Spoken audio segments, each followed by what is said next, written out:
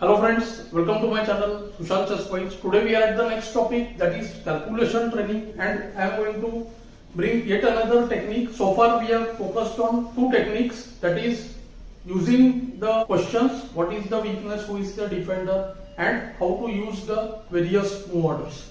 Today we will see another very important thing, that is seeing the relationship between the pieces. See, none of these techniques can work in isolation. Generally, we will have to try to use all of them. So here in this position, white wants to go with the move b7. See, b7 threatens rook h8. But what is happening? The king has place on g6. Main point of focus for white is this diagonal. See, all fall on the white squares, and after b7, the pawn is also on the white square.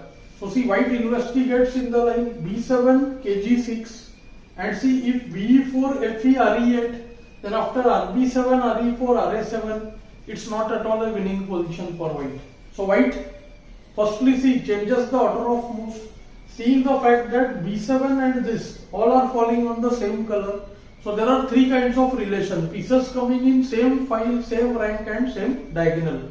So see, b7, kg6, rook e8, good move, trying to use the double attack. See, after rook b7, white goes rook e4. See, this position is much more complicated than what it looks at first, because firstly black has the move rook b1 check and intermezzo, because rook e4 is not a check. Secondly, after the capture fe4, bishop e4, kf6, it's very important to see beforehand that after bb7, a3, there is the only move bd5, otherwise the pawn would have queened and black would have won. So black tried the move rook b1 check, kg2, but here too after fe4, bishop e4 check, the rook comes in skewer, that is range of the same diagonal once again. And after kf6, bb1, white wins. Let's have a look at the next position now, which is far more complicated than the previous one.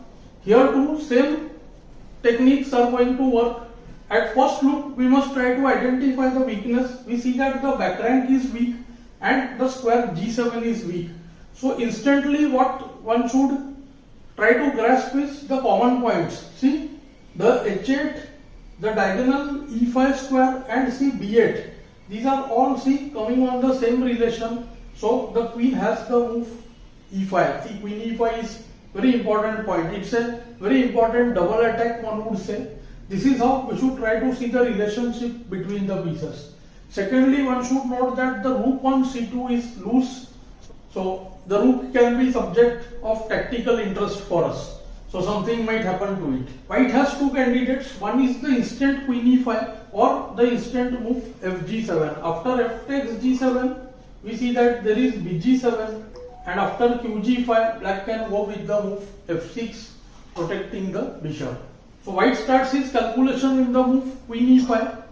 There are three variations to choose from. After queen e5, gf6 is outright blunder, qf6, bg7, qg7 mates. But after queen e5, black can do rook d8, stopping qb8. Black can consider qd6 and black can consider queen c7. In the game, black played qc7, which is perhaps the best. After rook d8, white identifies that after fg7, kg8, the king has no place to move and any check is fatal. So knight e4, see, very strong, exploiting the weak f6 square. Hardly there is anything. Next move knight f6 would be made or the pawn would become queen. Queen e4 of course wins the queen. If black goes queen d6, then also after fg, kg8, white can use the double attack here.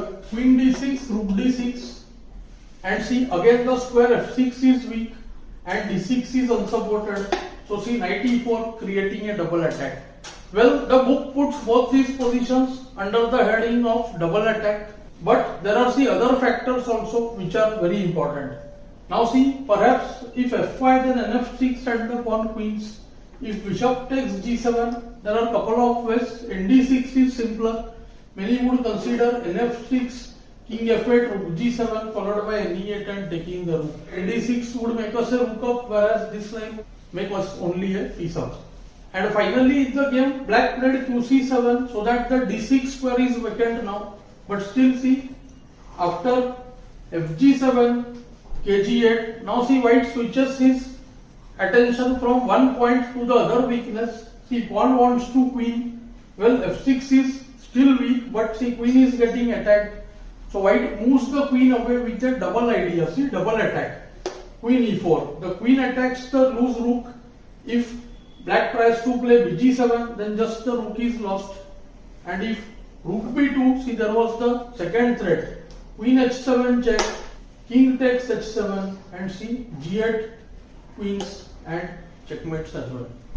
So see, both positions were not very complex, but this is how we should try to look at various points, try to understand the relationship between the pieces. Gradually, with the same theme, I will be getting more and more complex cases. Do let me know how you found this lesson in the comments below. Thanks for your time.